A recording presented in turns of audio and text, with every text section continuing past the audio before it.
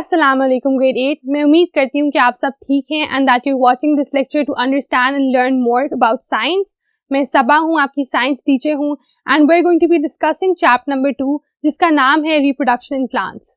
Reproduction in plants में आज basically हमने बात करनी है कि सीड्स एंड फ्रूट्स जो हैं उनकी फॉर्मेशन किस तरह से होती है और उनके काम क्या होते हैं and how they are basically organised and what their function is. तो आए चल के इसको अंडरस्टैंड करें। सो आफ्टर अंडरस्टैंडिंग के बेसिकली रिप्रोडक्शन प्लांट्स के बहुत अहम स्टेप्स होते हैं, पॉलिनेशन और फिर फर्टिलाइजेशन। अब हम अंडरस्टैंड करेंगे कि उसके बाद क्या होता है।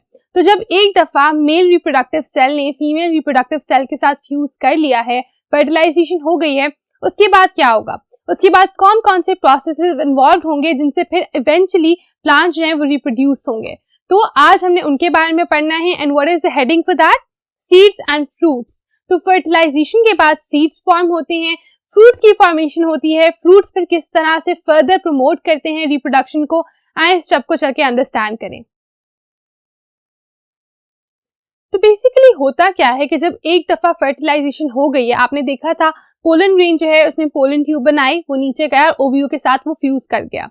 जब ओव्यूल के साथ वो फर्टिलाइज करता है तो क्या होता है, अब ये सब कुछ हो रहा होता है ओवरी के अंदर। ओवरी के बाहर सारे जो पार्ट्स हैं जैसे कि प्लांट्स के एंथर्स हैं, स्टेमन्स हैं, पेटल्स हैं, सेपल्स हैं, वो सब उस टाइम में क्या करते हैं, आए इसको पढ़ें।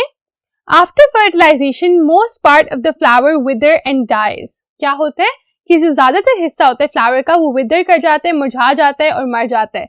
इसका क्या मतलब है, इसका मतलब ये है कि ओवरी के अंदर फर्टिलाइजेशन हो चुकी है, फ्लावर ने जो काम करना था, जो बेसिकली फर्टिलाइजेशन उसने करवानी थी, पहले पॉलिनेशन और फिर फर्टिलाइजेशन, फ्लावर वो कर चुका है। तो अब फ्लावर का काम जो है वो खत्म हो गया, फ्लावर जो है वो मुरझा जाएगा, इट विल डाई, और फिर क्या होगा, अब बाकी काम जो है वो ओवरी के अंदर होगा। इसको अंडरस्टैंड करने के लिए आप क्या करें, आप एक दफा फिर से डायग्राम ऑफ द फ्लावर जरूर देखें ताकि आपको पता चले कि ओवरी एग्जैक्टली कहाँ पोजिशन है, क्योंकि अब जो एक्टिविटी हो रही है वो सारी ओवरी के अंदर हो रही है। ओवरी जो है कार्पेल के अंदर होती है, कार्पेल जो है वो फीमेल रिप्रोडक्टिव सिस्टम है। अब आगे देखें, The fertilized ovules grow into seeds। तो हुआ यह है कि ओव्यूल के साथ आके पोलन ग्रेन ने फर्टिलाइज कर लिया है, फर्टिलाइजेशन हो गई है ओवरी के अंदर। अब क्या होगा, ये जो फर्टिलाइज्ड ओव्यूल है जिसको अब मेल न्यूक्लियाई भी मिल चुका है, फीमेल न्यूक्लियाई उसके अंदर ऑलरेडी प्रेजेंट है, वो अब क्या करेगा, it will grow into a seed. वो चेंज कर जाएगा, ट्रांजिशन कर जाएगा और एक सीड बन जाएगा। सीड जिसको आप बीज कहते हो, जो आपने अक्सर देखे हुए हैं।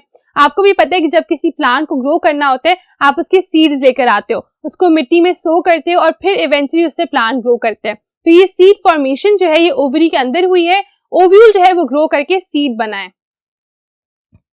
Each seed contains an embryo and a tough seed coat for protection।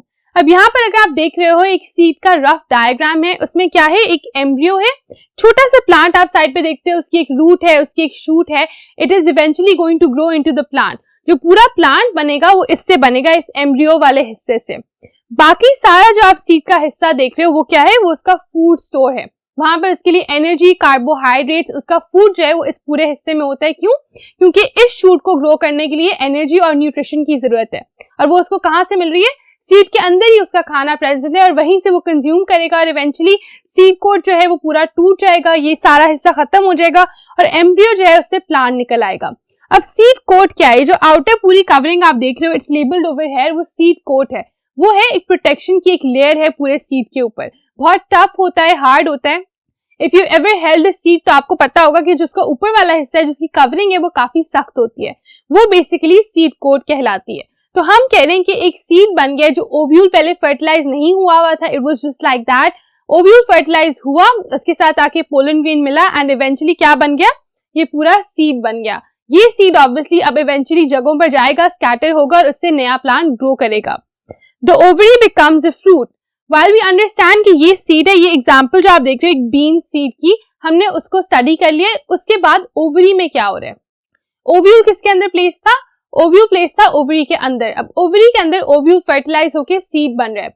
जैसे जैसे वो ओव्यूल जो है बड़ा हो रहा है, साथ साथ क्या हो रहा है, इट इज बिकमिंग बिगर और ओवरी भी ग्रो कर रही है। क्योंकि सीड बड़ा हो रहा है, ओवरी भी ग्रो कर रही है। ओवरी क्या बन जाती है, ओवरी बन जाती है फ्रूट। तो जितने भी आप फ्रूट्स बेसिकली खाते हो वो प्लांट्स की ओवरीज से बने हुए होते हैं। फ्लावर्स की ओवरीज जो हैं दे बिकम अ फ्रूट। आपने देखा भी होगा कि पहले फूल होता है और फिर बाद में उससे आपका कोई फ्रूट बन जाता है। क्यों, फूल जो है वो विदर कर गया, डाई कर गया और उसकी जो ओवरी है वो फ्रूट बन गई। क्यों बन गई फ्रूट, कैसे, फिर आगे क्या हुआ, आए उसको अंडरस्टैंड करें। What happened here is कि हमारे पास ओव्यूल जो है वो सीड बन गया है, ओवरी जो है वो फ्रूट बन गई है। फ्रूट का पर्पस क्या है, What is the fruit going to do? Fruit basically ये करता है कि फ्रूट जो है उस सीड को अब स्कैटर करेगा या डिस्पर्स करेगा। स्कैटर या डिस्पर्स करने का मतलब होता है फैलाना, बिखेरना। तो अब जो फ्रूट है, क्योंकि सीड जो है वो तो प्लांट के अंदर था, ओवरी के अंदर है, वो इतनी दूर तो ट्रैवल नहीं कर सकता, वो कहीं और जाकर अपने लिए एक नया प्लांट उगाने के लिए खुद वो सब प्रोसेसेस नहीं कर सकता, इसीलिए उसको फ्रूट में रखा गया है। फ्रूट जो है अब वो ये रोल प्ले करेगा कि वो उस सीड को स्कैटर करेगा, बिखेरेगा, ताकि वो सीड जो है अलग अलग जगहों पे चला जाए। अब ऐसा क्यों होगा, फ्रूट जो है वो उसको उसके पेरेंट प्लांट, जिस प्लांट पे वो सीड बना है उसको हम पेरेंट प्लांट कह रहे हैं, जो आपका फ्रूट है वो उसको पेरेंट प्लांट से दूर क्यों लेके जा रहा है, वहीं पर क्यों नहीं एक नया प्लांट उग जाता है, वहीं पर क्यों नहीं सीड गिर के नया प्लांट उगा लेता है। Why is that happening? उसकी वजह ये है कि अगर वहीं पर सारे सीड्स गिर जाएंगे, अगर एक प्लांट के ऊपर कुछ फ्लावर्स से सीड्स बन गए हैं, अब फ्रूट्स बन गए, ओवरी जो है वो क्रिएट हो चुकी है फ्रूट के अंदर, तो अगर वो सारे उसी प्लांट के इर्द गिर्द गिर जाएंगे तो क्या वहां पर नया प्लांट ग्रो करने की जगह होगी? नहीं, वहां पर ओवर क्राउडिंग हो जाएगी, क्राउड जो है बहुत ज्यादा हो जाएगा, बहुत ज्यादा प्लांट्स जो है एक ही जगह पे गिर जाएंगे और उनके पास वो स्पेस, वो न्यूट्रिशन, वो एयर, वो सब कुछ नहीं होगा कि वो अलग अलग प्लांट्स में ग्रो कर सकें। फ्रूट्स क्या करते हैं, उनको उनके पेरेंट प्लांट से दूर कहीं ले जाकर डिपॉजिट कर देते हैं, कहीं और जाकर गिरा देते हैं, ताकि फिर वहां पर उनको जगह मिल सके, स्पेस मिल सके और वो नए प्लांट्स में ग्रो कर सकें। Seeds can be scattered by, now we are understanding कि सीड्स स्कैटर हो किस किस तरह से रहे हैं। अलग अलग मीडियम्स होते हैं। सबसे पहले विंड से स्कैटर हो सकते हैं। विंड यानी हवा जो होती है वो सीड्स को स्कैटर करती है। As you can see in the diagram, जो सीड्स विंड से स्कैटर होते हैं वो इसी तरह डिजाइंड होते हैं। उनके ऊपर थोड़ी सी फेदरी सी स्टफ होती है। व्हाट हैपेंस इज वो बहुत लाइट होते हैं, पैराशूट की तरह का उनका स्ट्रक्चर होता है, ताकि अगर वो कभी कहीं जाकर लैंड करें, उनको फ्लाई करना हो, विंड के साथ फ्लो करना हो तो वो इजिली कर सकें। So these are the kind of seeds that can be scattered by wind.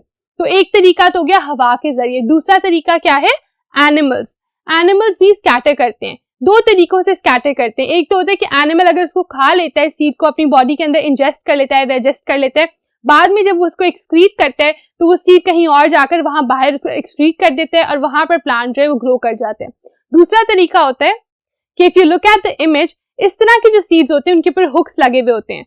वो हुक्स क्या करते हैं, वो हुक्स जो है एनिमल्स की बॉडी के साथ अटैच हो जाते हैं। ठीक है, जब एनिमल्स पास से गुजरे हों प्लांट के, उसके ऊपर आके लैंड कर जाएंगे, उसके साथ अटैच हो जाएंगे और फिर एनिमल जब कहीं जा रहा होगा, बिल्कुल वैसे ही जैसे इंसेक्ट पॉलिनेशन में इंसेक्ट की बॉडी के साथ पोलन अटैच हो रहे हैं, उस तरह एनिमल की बॉडी के साथ सीड अटैच हो रहे हैं और एनिमल उसको इधर उधर जाके डिपॉजिट कर देगा, डिस्पर्स कर देगा। थर्ड तरीका होता है bursting pods. Now if you can see the picture, जो आप पॉड देखते हो, जैसे कि अगर आपने कभी मटरों का देखा हुआ है, मटरों के दाने एक पॉड के अंदर होते हैं। अगर आप उसको ड्राई करने के लिए छोड़ दो, कुछ देर बाद वो खुद ही बर्स्ट करके बाहर गिर जाएंगे। उससे क्या होगा, जब वो बर्स्ट करके बाहर गिरेंगे तो वो दूर दूर जाकर अपने आप को पोजीशन कर लेंगे और वहां पर नए प्लांट्स में ग्रो कर सकेंगे। बीन सीड्स जो हैं वो भी इसी तरह एक्ट करते हैं। तो जो सीड्स पॉड्स के अंदर होते हैं उनके पॉड्स बर्स्ट कर जाते हैं उनको डिस्पर्स करने के लिए।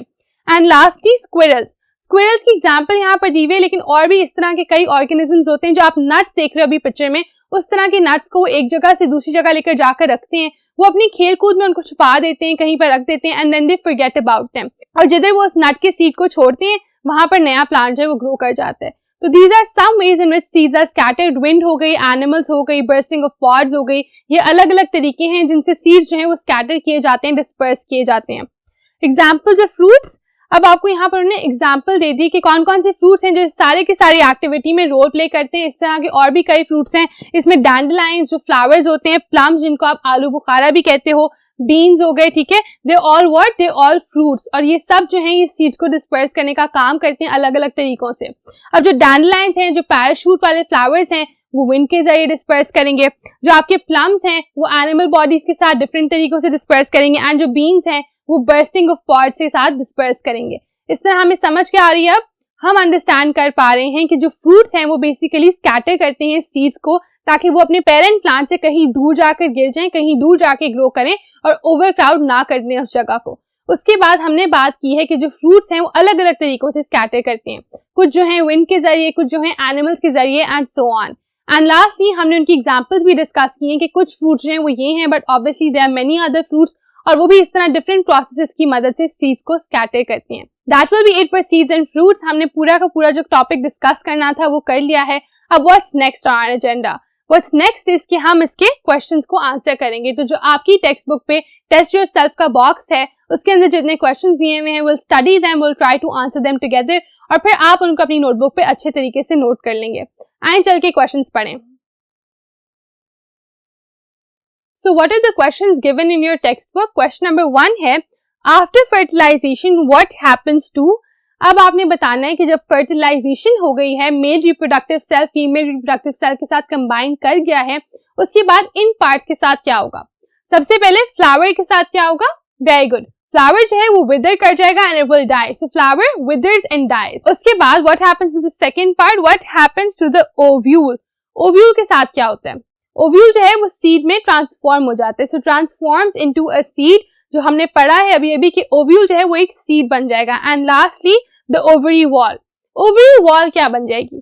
ओवरी वॉल बन जाएगी फ्रूट की वॉल। क्यों? क्योंकि ओवरी फ्रूट बन गई है और फिर जो उसकी आउटर साइड है पूरी की पूरी वो क्या है? वो उस फ्रूट की कवरिंग है। So it is the fruit wall. This is how you will describe this. इसमें आपने बस सिंपली बताना है कि फ्लावर जो है वो विदर कर जाएगा और जो आपका ओव्यूल है वो सीड बन जाएगा और जो आपकी ओवरी है that will turn into a fruit. After doing question number 1, question number 2 देखें। Describe a seed structure. यहाँ पर आपने सीड के स्ट्रक्चर को डिस्क्राइब करना है। सीड का स्ट्रक्चर, सीड का डायग्राम हमने ड्रॉ किया था। You can draw that again. आपकी बुक में भी वो ड्रॉन है, उसको यूज करें, उसको देखते हुए एक्सप्लेन करें कि सीड का स्ट्रक्चर जो है वो कैसा होता है। सीड का मेनली होता है एक एम्ब्रियो। एम्ब्रियो है छोटा सा प्लांट जो सीड के अंदर है, ठीक है। बाकी सारा हिस्सा जो है सीड का वो क्या है? That is the food. तो वो सारा का सारा फूड है जो सीड अपने बाद में ग्रोथ के लिए इस्तेमाल करेगा। एंड देन आउटसाइड उसके पूरा क्या है? एक सीड कोट है। सीड कोट की कवरिंग है ताकि वो प्रोटेक्ट कर सके सीड को बाहर के हार्श क्लाइमेट से, एनवायरमेंट से। So what do we know? We know कि एक स्ट्रक्चर ऑफ द सीड जो होता है उसमें एक एम्ब्रियो होता है, उसके अंदर एम्ब्रियो शूट, एम्ब्रियो रूट का भी आप जिक्र कर सकते हो। फिर आप बताते हो कि बाकी सारी जो बॉडी होती है वो फूड स्टोरेज होती है उस सीड का। And there is an outer covering जिसको हम उसका सीड कोट कहते हैं। In senior classes you will understand कि उसका एक्चुअल नाम जो होता है वो टेस्ला होता है, but that is for you to learn later. Now अब हम आगे देखते हैं question number 3। What is the biggest part of a seed and why? तो सीड का सबसे बड़ा हिस्सा कौन सा होता है और क्यों? हमें अभी स्ट्रक्चर की बात करते हुए पता चला कि जो बाकी सारा हिस्सा है, जो मेन हिस्सा है सीड का, वो उसका फूड स्टोरेज है। उसके अंदर उसका सारे कार्बोहाइड्रेट स्टोर्ड हैं, उसकी सारी एनर्जी स्टोर्ड है ताकि वो ग्रोथ के लिए उसको इस्तेमाल कर सकें। सो बिगेस्ट पार्ट है उसका जो फूड स्टोर है। And then why? क्यों है वो उसका बिगेस्ट पार्ट? बिकॉज उसके अंदर वो सारी एनर्जी, वो सारे कार्बोहाइड्रेट स्टोर्ड हैं जो सीड को चाहिए ग्रो करने के लिए। तो that's what you will write over here कि the biggest part of the seed is the food store, and that is because it contains all the energy, nutrition and carbohydrates for the growth of the seed. With that, we can now look at question number 4.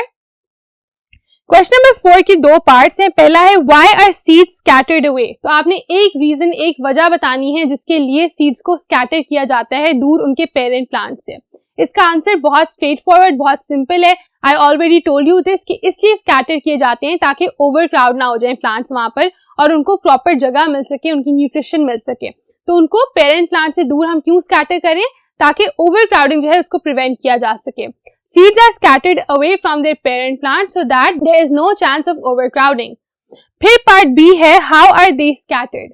अब वो कह रहे हैं कि 3 different तरीके बताएं जिनसे वो स्कैटर किए जा सकते हैं। फ्रूट्स किस किस तरह से स्कैटर करते हैं सीड्स को? पहला हो सकता है with wind, by the help of wind. यहाँ पर आप एक्सप्लेन कर सकते हो कि विंड जो है it blows away the light kind of seeds. And then you can mention animals के कुछ सीड्स जो है उनके ऊपर हुक्स होते हैं जो एनिमल्स के साथ अटैच हो जाती हैं and that's how they get the Spurs. And thirdly तीसरा तरीका क्या हो सकता है? आप स्क्विरल्स वाला मेंशन कर सकते हो या फिर आप बर्स्टिंग ऑफ पॉड्स मेंशन कर सकते हो। So it's not hard at all. पहले पार्ट में आपने रीजन बता दी कि क्यों स्कैटर किए जा रहे हैं, दूसरे पार्ट में आपने 3 तरीके बता दी कि किस तरह से स्कैटर किए जा रहे हैं। अब इसके साथ हमने सीड्स एंड फ्रूट्स के ऊपर जो डिस्कशन करनी थी that comes to an end. We've also answered the questions. तो आई एम रियली होपिंग कि आपको समझ आ गई है, आप कॉन्सेप्ट्स को अंडरस्टैंड कर पा रहे हो and you will be ready for what we are going to study in the next lecture about reproduction in plants. So stay tuned for my next lecture and until then take care of yourselves. Allah Hafiz.